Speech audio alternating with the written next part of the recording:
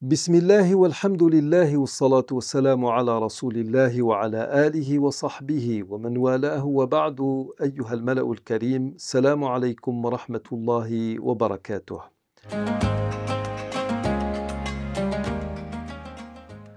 Nous avons commencé lors de notre dernière séance à parler de ce que nous avons placé en troisième position dans les vocations majeures de la révélation et qui est la préservation de la dignité. Nous avons expliqué qu'elle était tout aussi importante que la préservation de la foi ou de la vie.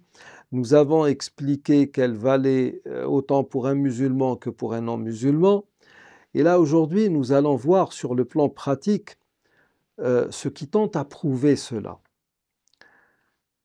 Par exemple, quand une personne meurt, nous l'enterrons. Dans la religion musulmane, nous avons deux manières d'enterrer le mort. Mais avant cela, nous lui faisons faire des toilettes mortuaires. Alors, par exemple, nous avons l'habitude d'utiliser de l'eau tiède. Certains de nos frères qui sont beaucoup plus dans un rigorisme inventé de toutes pièces que dans une observance rigide de la tradition prophétique, vous diront non, quand vous faites les ablutions mortuaires d'un mort, il faut utiliser de l'eau froide, utiliser de l'eau tiède. Ça, nous n'avons jamais entendu ça chez le prophète sallallahu alayhi wa sallam. Bon, à l'époque du prophète sallallahu alayhi wa sallam, quand on disait ça c'est de l'eau froide, ça veut dire que c'était de l'eau qui n'était pas plus ou moins chaude ou tiède sous l'effet du soleil. Il n'y avait pas de réfrigérateur à l'époque du messager de Dieu alayhi salam. Donc une eau froide, c'est une eau soit de ruissellement, une eau qui coule dans un ruisseau, ou bien c'est généralement une eau qui est mise à l'ombre, pas plus. Nous, à notre époque, dans une température caniculaire, personne peut-être ne pourrait boire cette eau tellement il la trouverait chaude, ce qui n'était pas le cas à l'époque du messager de Dieu alayhi salam. Donc, si quelqu'un vient vous dire non mais attends, comment peux-tu utiliser de l'eau tiède dans les ablutions, le ghusl amwat, dans des ablutions funéraires ou mortuaires, alors que nous n'avons aucune preuve que le messager de Dieu alayhi salam ait fait cela?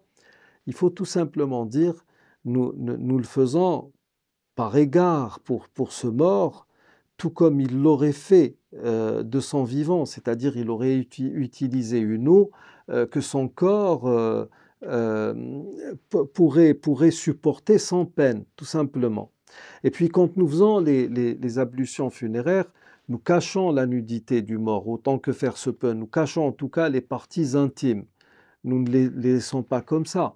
Pourquoi? Parce que c'est une manière d'honorer ce mort, tout comme on l'aurait fait de son vivant. De son vivant, nul n'aurait osé venir le dénuder, même s'il avait été incapable de se défendre ou de préserver son intimité corporelle. Et puis quand nous allons enterrer le mort, nous avons deux manières de le faire.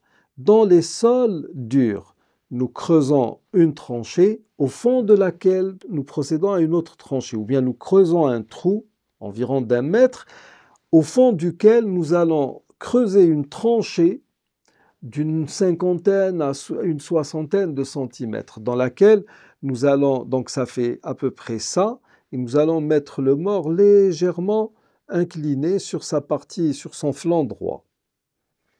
Ensuite, cette tranchée, pourquoi nous procédons à une tranchée? Ou pourquoi creusons-nous une tranchée? Pour pouvoir mettre sur cette tranchée des dalles. Tout simplement pour ne pas jeter de la terre directement sur le mort.